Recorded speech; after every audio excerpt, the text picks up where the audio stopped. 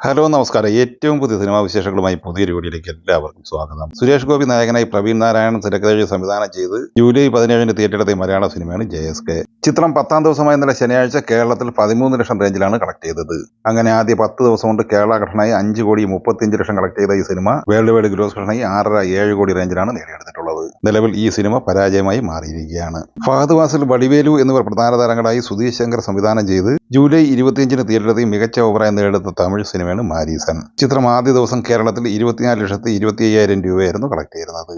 ഇന്നലെ ശനിയാഴ്ച ഈ സിനിമയുടെ കേരള കളക്ഷൻ 21 ലക്ഷം രൂപയാണ്. 2 ദിവസം കൊണ്ട് 45 ലക്ഷത്തോളമാണ് ഈ സിനിമയുടെ കേരള കളക്ഷൻ. തമിഴ്നാട്ടിൽ ഈ സിനിമ ആദ്യ 2 ദിവസം കൊണ്ട് 4 കോടി റേഞ്ചിലാണ് കളക്ട് ചെയ്തിട്ടുള്ളത്. മാരീസന്റെ 2 ദിവസത്തെ world wide box office collection പ്രതീക്ഷിക്കുന്നത് 5 കോടി 50 ലക്ഷം റേഞ്ചിലാണ്. വിജയ് സേതുപതി, നിത്യ മേനോൻ എന്നിവർ പ്രധാന താരങ്ങളായി പാണ്ഡ്യരാജ് തിരക്കഥ സംവിധാനം ചെയ്ത് ജൂലൈ 25 തിയേറ്ററിലെത്തി ഹെവി പോസിറ്റീവ് അഭിപ്രായം നേടിയെടുത്ത തമിഴ് സിനിമയാണ് തലൈവൻ തലൈവി. ചിത്രം ആദ്യ ദിവസം തമിഴ്നാട്ടിൽ 5 കോടിയായിരുന്നുവെങ്കിൽ 2ാം ദിവസമായ ഇന്നലെ ശനിയാഴ്ച 8 കോടിയാണ് കളക്ട് ചെയ്തത്. 2 ദിവസം കൊണ്ട് തമിഴ്നാട് കളക്ഷനായി 13 കോടി കളക്ട് ചെയ്ത ഈ സിനിമ വേൾഡ് വൈഡ് ഗ്രോസ് കളക്ഷനായി 2 ദിവസം കൊണ്ട് 16 കോടിയോളം രൂപയും നേടിയെടുത്തിട്ടുണ്ട്.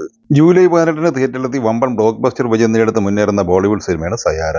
അഹാൻ പാണ്ഡെ, അനീത് ബത്ത എന്നിങ്ങനെ പുതുമുഖ താരങ്ങളുമായി മോഹിത് സൂരി സംവിധാനം ചെയ്ത ഈ സിനിമ 9ാം ദിവസമായി ഇന്നലെ ശനിയാഴ്ച കേരളത്തിൽ 20 ലക്ഷം രൂപയാണ് കളക്ട് ചെയ്തത്. അങ്ങനെ ആദ്യ 9 ദിവസം കൊണ്ട് കേരള കളക്ഷനായി 1 കോടി 38 ലക്ഷം രൂപയാണ് ഈ സിനിമ സ്വന്തമാക്കിയിട്ടുള്ളത്. സിനിമ 9 ദിവസം കൊണ്ട് ഇന്ത്യൻ ഗ്രോസ് കളക്ഷനായി നേടിയെടുത്തിരിക്കുന്നത് 260 കോടിയോളം രൂപയാണ്. വേൾഡ് വൈഡ് ഗ്രോസ് കളക്ഷനായി 315 കോടി റേഞ്ചിലും ഈ സിനിമ നേടിയെടുത്തിട്ടുണ്ട്. 50 കോടി ബഡ്ജറ്റ് മാത്രം പ്രതീക്ഷിക്കുന്ന ഈ സിനിമ ബ്ലോക്ക് ബസ്റ്റർ വിജയം നേടിയെടുത്ത് ഓൾ ടൈം ബ്ലോക്ക് ബസ്റ്ററിലേക്കാണ് കുതിച്ചുകൊണ്ടിരിക്കുന്നത്. ജൂലൈ 24 വ്യാഴാഴ്ച പാൻ ഇന്ത്യൻ റിലീസായി തിയേറ്ററിലെത്തിയ തെലുങ്ക് സിനിമയാണ് ഹരിഹര വീരമല്ലു പാർട്ട് 1. പവൻ കല്യാൺ, ബോബി ഡിയോൾ, നിധി അഗർവാൾ, സത്യരാജ്, വിക്രംജിത്ത് വിർക്ക്, കബീർ ദുഹാൻ സിംഗ്, നാസർ, സുനിൽ എന്നിങ്ങനെയാണ് താരങ്ങൾ. ചിത്രം ആദ്യ ദിവസം ഇന്ത്യൻ ഗ്രോസ് കളക്ഷനായി നേടിയെടുത്തത് 58 കോടി രൂപയും വേൾഡ് വൈഡ് ഗ്രോസ് കളക്ഷനായി 67 കോടി രൂപയുമായിരുന്നു. എന്നാൽ 2ാം ദിവസമായ വെള്ളിയാഴ്ച ഈ സിനിമ ഇന്ത്യൻ ഗ്രോസ് കളക്ഷനായി 7 കോടി 40 ലക്ഷം രൂപയാണ് കളക്ട് ചെയ്തത്. 2ാം ദിവസമായ വെള്ളിയാഴ്ച വേൾഡ് വൈഡ് ഗ്രോസ് കളക്ഷനായി 10 കോടി 50 ലക്ഷം രൂപയും കളക്ട് ചെയ്തിരുന്നു. ആദ്യ 2 ദിവസം കൊണ്ട് 77 കോടി 50 ലക്ഷം രൂപയാണ് ഈ സിനിമ വേൾഡ് വൈഡ് ഗ്രോസ് കളക്ഷനായി സ്വന്തമാക്കിയിരുന്നത്. 3ാം ദിവസമായ ഇന്നലെ ശനിയാഴ്ച ഈ സിനിമ ഇന്ത്യൻ ഗ്രോസ് കളക്ഷനായി 10 കോടിയോളം രൂപ കളക്ട് ചെയ്തിട്ടുണ്ട്. 3 ദിവസം കൊണ്ട് ലോകമെമ്പാടുമായി 90 കോടി റേഞ്ചിലാണ് ഈ സിനിമ നേടിയെടുത്തിട്ടുള്ളത്. F1 ദി മൂവി എന്ന ഹോളിവുഡ് സിനിമ 30ാം ദിവസമായ ഇന്നലെ ശനിയാഴ്ച കേരളത്തിൽ 5 ലക്ഷം രൂപ കളക്ട് ചെയ്തിട്ടുണ്ട്.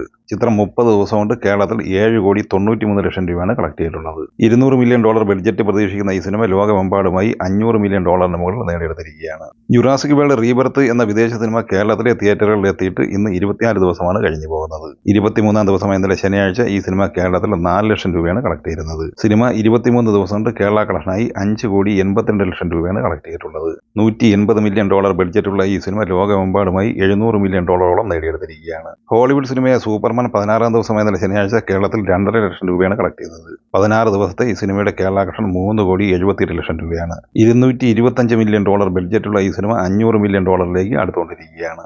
ഈ സിനിമകളെ കുറിച്ച് വീഡിയോ സംബന്ധമായി നിങ്ങളുടെ അഭിപ്രായങ്ങൾ കമന്റായി പറയുക. വീഡിയോ ഇഷ്ടമായി ലൈക്ക് ചെയ്യുക. നമ്മുടെ ചാനൽ സബ്സ്ക്രൈബ് ചെയ്യുന്ന കാര്യം കൂടി പരിഗണിക്കുക.